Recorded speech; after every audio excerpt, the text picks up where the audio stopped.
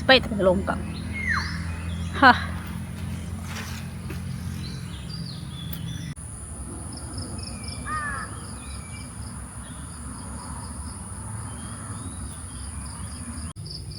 Aku tiba-tiba jatuh tadi, tersadung batu. Seluar pun koyak. Tengok.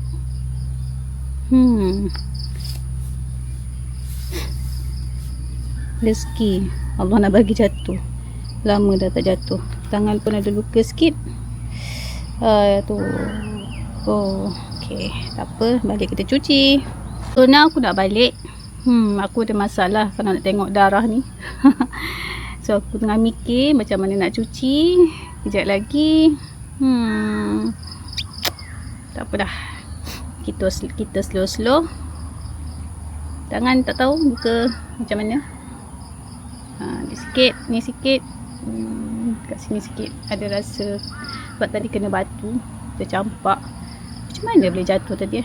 Aku rasa macam tersadung batu. Okay, tak apalah. Sekian.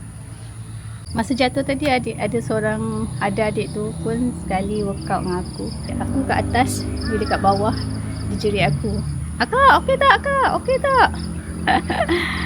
So aku jawab, okey. Macam tu je. So tak apa. Sikit je ujian dari Allah. Dia tetap bersemangat. So kasut pun nampaknya cedera parah. Maka kena minta sponsor lah nampaknya.